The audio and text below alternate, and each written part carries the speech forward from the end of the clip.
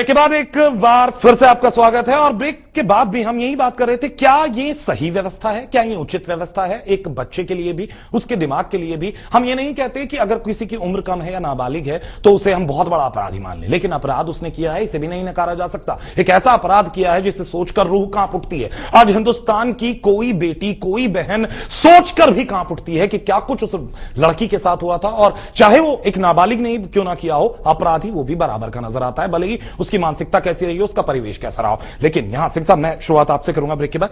जिस तरह से आप कह रहे हैं कि कहीं ना कहीं हमारे देश की जो व्यवस्था है, जो कानून व्यवस्था है, उसे उसी हिसाब से सजा मिलेगी। हम बार बार अभी एक जस्टिस साहब का भी लगातार बयान आया था कि हम विदेशी सभ्यता की नकल करते हैं, बहुत सारी चीजें करते हैं, हम बदल नहीं पाते। लेकिन विदेशों में अपराध को अपराधी को बनाने से, कि अपराध करके वो अपराधी ना बने, उसे रोकने के बहुत सारे सिस्टम है। हम हिंदुस्तान में उन सिस्टमों को लागू नहीं कर सकते। आज हमारे हिंदुस्तान में जहां करीबन आधे से ज्यादा, मैं आंकड़े कुछ अलग बता रहा हूं, आधे से ज्यादा लोग रोज पेट के लिए मरते हैं, रोज पेट के लिए लड़ते हैं। सुबह उठते हैं, चाहे धूप हो चाहे ठंड हो, शाम तक मेहनत करते हैं कि 2 रोटी मिल सके। उस देश में आप ये उम्मीद कर सकते हैं कि एक बच्चे को आप सुधारने का जिम्मा उठाते हैं। इतनी सारी आबादी, जैसे अभी 125 करोड़ की बात की, मैडम ने भी बात की, और इतनी सारी आबादी में आप उम्मीद कर सकते हैं एक बच्चे को सुधार देगा एक कोर्ट? मुझे ऐसी उम्मीद कम नजर आती है। नहीं, पहले ये जो जुवेनाइल के इस तरह अपराध होते थे, बच्चों की शुरुआत ऐसे होती थी, भूख से शुरू होते थे वो अपराध, कि बच्चे में भूख है, गरीब है, मजबूर है, उसे खाना नहीं मिल पा रहा तो रोटी की चोरी की उसने, फिर इस तरह से की कि धीरे धीरे वो चोरी की उसने।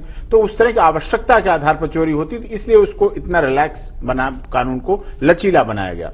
अब दूसरे तरह के अपराध होने लगे, जुवेनाइल भी दूसरे तरह के अपराध करने लगे अपने।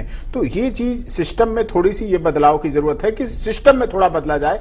सिस्टम बदलेगा कौन? मैं बहुत दिनों से लगातार, मैं क्षमा चाहूंगा आप लोगों को बीच में रोक रहा हूं, मैं बहुत दिनों से लगातार इसी समस्या से जूझ रहा हूं। मैं अंदर से द्रवित हो चुका हूं। मैं आप दोनों लोगों से क्षमा चाहूंगा। लगातार हमारे जितने मेहमान भी आते हैं, लगातार जितनी बातें राजनेता भी कर रहे हैं, और हमारे समाज के बड़े बड़े, अगर हम कहें धर्म गुरु या जो अपने आप को बहुत बड़ा समाज का विचारक समझते हैं, वो भी ये कह रहे हैं सिस्टम बदलना चाहिए, सिस्टम को बदलना है। अरे इस सिस्टम को बदलेगा कौन? मैं, आप और हम बिल्कुल, मैं आप और हम सब मिलकर सब मिलकर बदलेंगे। पब्लिक बदलेगी, हमारी पुलिस बदलेगी, जुडिशियल सिस्टम बदलेगा, सारा स्ट्रक्चर जिसे कहते हैं, सारे जन्म से लेकर मृत्यु तक चलने वाली प्रक्रिया का नाम जैसे शिक्षा है, इसी तरह सुधार की प्रक्रिया का नाम, जो जन्म से लेकर उसे सुधारना और बुढ़ापे तक वो सुधारता रहे, सुधरता रहे, इस काम में लगा है। मगर मैं एक बात कहना चाहती हूँ, मैं चाइल्ड वेलफेयर कमेटी में 6 साल रही, बिल्कुल, और मेरा तजुर्बा ये कहता है कि हम सिस्टम की बात करते हैं और सिस्टम को सुधारने की बात करते हैं, बहुत बड़ी बात करते हैं, अच्छी बात है।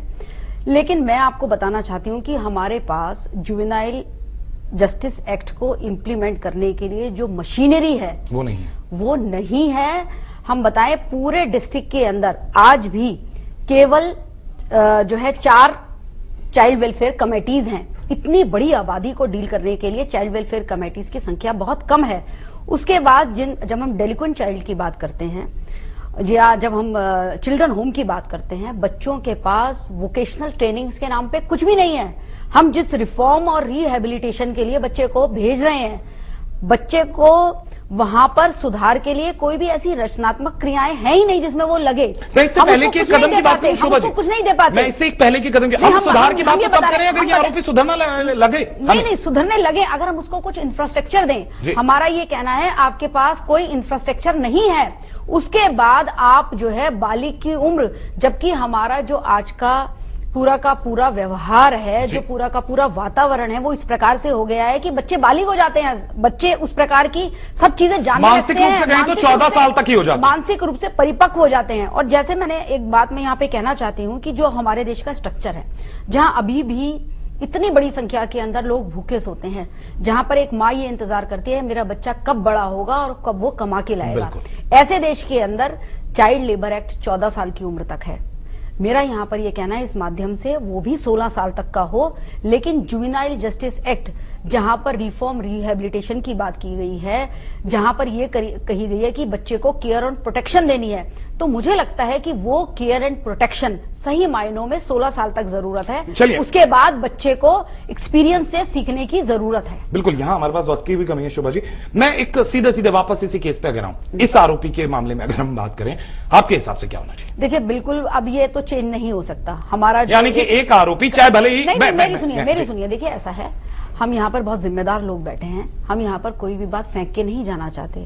जो हमारा लॉ है वो सुप्रीम है, और उस लॉ को सुप्रीम मानते हुए जो अभी तक एग्जिस्टेंस है वो रेट्रोस्पेक्ट में नहीं हो सकता, इसलिए हम कुछ कर नहीं सकते। लेकिन कम से कम जो आने वाला समय है उसके अंदर आज हमें जागने की जरूरत है। आज मैं ये कहना चाहती हूँ इस माध्यम से, तुरंत जुवेनाइल जस्टिस एक्ट के अंदर अमेंडमेंट की जानी चाहिए और हमें विचार करना चाहिए, शिक्षाविदों को बुलाना चाहिए, हमें डॉक्टर्स को बुलाना चाहिए, हमें सब लोगों को मिलकर इंटीग्रेटेड वे में काम करना चाहिए। और आज 16 साल की उम्र चाइल्ड लेबर एक्ट के अंदर भी, और साथ में जब एज ऑफ कंसेंट, मैंने आपको एक बहुत लॉजिकल बात कही है कि जब हम बालिका के लिए निश्चित कर देते हैं तो कहीं ना कहीं में बालक के लिए भी कर दें। कोई तुकी नहीं है जब वो इतने हीनियस क्राइम कर रहा है। इसमें ऐसा है, महानगरों को जो मेट्रो सिटी के बालक हैं उनकी स्थिति अलग है, जो ग्रामीण परिवेश और छोटे शहरों में रहते हैं उन बालकों की। लेकिन हम ये यहाँ के बालक लैपटॉप पे चलाते हैं, एक बटन दबाते हैं, पोर्न फिल्म आ जाती है।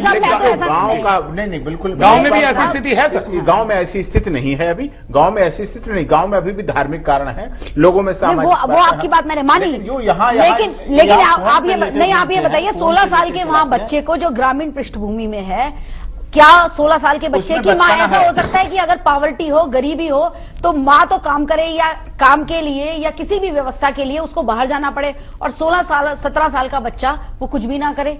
अगर वहां करते हैं, वहां बचपन से ही करते हैं जानवरों का करना, अपने स्तर पे बच्चा का, मुझे ऐसा लग रहा है इसीलिए वहां बिजी रहता है बच्चा, यहाँ बिजी नहीं रहता। यहाँ माँ बाप कमाते हैं, ज्यादा कमाते हैं, बच्चे को स्वतंत्रता देते हैं, ज्यादा स्वतंत्रता देते हैं, लैपटॉप के नाम की स्वतंत्रता देते हैं, ईमेल और इंटरनेट के नाम की स्वतंत्रता देते हैं। इसे आप कह सकते हैं हमारी सुविधाओं पे, हमारे विचारों का अभिव्यक्ति और विभिन्न नाम इसे दे सकते हैं, लेकिन वहां ऐसा नहीं है, इसलिए इस तरह के वहां अपराध निश्चित रूप से कम है। लेकिन सिंह साहब, हम ये भी नहीं कह सकते कि ये तमाम चीजें देनी बंद कर दी जाए और इसलिए अपराध बढ़ रहा है। बहस हो सकती है क्या हमारे पास जो सुविधा अन्य प्रदेशों में कदम कदम पर पुलिस ने, यहाँ कदम कदम पर पीसीआर है और कदम कदम पर अपराध हो रहे हैं। चलिए इसके लिए ये एक बहुत बड़ा अलग बहस का विषय है कि हमारे पास जो सुविधाएं आई हैं उससे हम कितना बिगड़े हैं या कितना सुधरे हैं या हमारे हालात आगे क्या होंगे। लेकिन सवाल मैं वापस फिर से जा रहा हूं, आपके हिसाब से ये नाबालिग, जैसे कि शोभा जी कहते हैं, आज कानून जो स्थिति तय कर रहा है हम उससे ऊपर नहीं जा सकते, कानून में जो सजा मिलेगी। लेकिन अगर सोचा जाए, एक युवक चाहे वो नाबालिग ही क्यों ना, और 5-6 साल का अंतर है, एक इस तरह का कृत्य करता है और क्या उसे हम सिर्फ 2 या 3 साल की सजा देकर, सजा भी नहीं, सिर्फ ऑब्जर्वेशन देकर छोड़ दें, क्या ये सही? तो कह ही नहीं सकते, उसे सजा कह ही नहीं सकते, ना उसे एक्यूज कर सकते हैं, ना उसे अपराधी कह सकते हैं। वो डेलिक्वेंट है, उसे ऑब्जर्वेशन होम में रखा गया है। और देखिए, सोचने से बात नहीं चलती, आपके सोचने की बात अलग है, लोगों के सोचने की बात अलग, आम जनता की सोचने, लेकिन हमारा जो कानून बना है, लॉ बना हुआ है, हमें उससे ही चलना है और उसी आधार पर चलना चाहिए और उसी आधार पर चलकर हमें जो सफलता मिल सकती है। कानून बदले, कानून में परिवर्तन आए, डॉक्टर्स बुलाए जाएं, इस पर अच्छी खासी पूरी बहस हो, इस पर पूरा बोर्ड गठित हो, उसके बाद बने, उसके बाद जो कानून कहीं ना कहीं आपको गलत तो है, सही बताया, गलत तो है, सही बताया, हम आपको कांग्रेचुलेट करना चाहते हैं कि आपने इशू उठाया, आज के टाइम की ये जरूरत है, ये बिल्कुल उठाइए आप इशू, बिल्कुल इसमें तुरंत बात होनी चाहिए ताकि हम जल्दी से अपने कानून के अंदर परिवर्तन लाए, ताकि अगली बार अगर कोई नाबालिग इस तरीके का क्राइम करे, 17.5 साल का या जो 18 साल का होने वाला है, तो हम माने कि उसके दिमाग में वो इतना मैच्योर है, उसको पता है गलत क्या है और सही क्या है, और हम सही निर्णय कर सके। बिल्कुल, बहुत बहुत शुक्रिया शोभा जी, आप हमारे इस खास कार्यक्रम में आई, और साथ सिंह साहब आपका भी शुक्रिया। मैं यहाँ दोनों मेहमानों की एक बात करना चाहूंगा। शोभा जी कहती हैं जरूरत है हमें बहस करने की, शिक्षाविदों को बुलाने की, डॉक्टर्स को बुलाने की, ताकि उम्र को 16 साल कर दी जाए जो अपराधी है। सिंह साहब कहते हैं कि कहीं ना कहीं हमें अपने कानून के हिसाब से बदलना चाहिए और सोच पर दुनिया नहीं चलती। मैं सिर्फ एक बात कहना चाहूंगा, सोचना हमें पड़ेगा, सोच से ही हम बदलेंगे, और अगर हम नहीं सोचेंगे तो शायद ये समाज इसी तरह से, इसी डर्रे पर चलता रहेगा। तो मैं आपसे सिर्फ इतना कहना चाहूंगा, आज हमें जागना भी पड़ेगा, सोचना भी पड़ेगा। मैं अपराधी की उम्र पर बात नहीं करता, मैं अपराध की बात करता हूं। मैं अपराधियों को खत्म नहीं करना, अपराध को खत्म करना है, तो जरूरत है सोच बदलने की। अगर आज भले ही इस अपराधी को बहुत बड़ी सजा ना मिल सके, लेकिन हमें ये कोशिश जरूर करनी है, ये जो 3 साल या 2 साल ऑब्जर्वेशन में भी रहे, कुछ इस तरह से ऑब्जर्व किया जाए, कुछ इस तरह से समझाया जाए, कुछ इस तरह से शिक्षा दी जाए कि वो निकलने के बाद एक बहन को बहन समझे, एक मां को मां समझे, एक बेटी को बेटी समझे, और साथ साथ अपने जीवन को समझे कि कितना बहुमूल्य है ये जीवन जिसे दिया है भगवान ने या जिससे शक्ति ने भी दिया है। तो जरूरत है उस पर चलने की, हम सबको बदलने की, अपने परिवार को बदलने की, खुद को बदलने की, अपने अंदर के शैतान को इंसान बनाने की। तभी शायद इन बहसों पर भी कोई सही निर्णय निकल पाएगा और हम सही हकीकत तक पहुंच पाएंगे और एक ऐसे समाज की कल्पना कर पाएंगे जिस समाज में अगर एक बेटी भी घर से निकलेगी वो भी सुरक्षित रहेगी, एक मां निकलेगी वो भी सुरक्षित रहेगी, और एक पुरुष, एक बालक भी निकलेगा तो उसे एहसास होगा वो एक ऐसे सभ्य समाज में जीता है जहां वो अगर सही काम करता है तभी उसकी इज्जत होती है, वरना उसे कोई पलट कर देखता भी नहीं। इसी के साथ मैं मेहमानों का भी शुक्रिया अदा करूंगा और आपसे भी इजाजत लूंगा, छोटा सा ब्रेक लेते हैं। ब्रेक के बाद भी एमएचएन न्यूज पर खबरों का सफर बदस्तूर जारी रहेगा।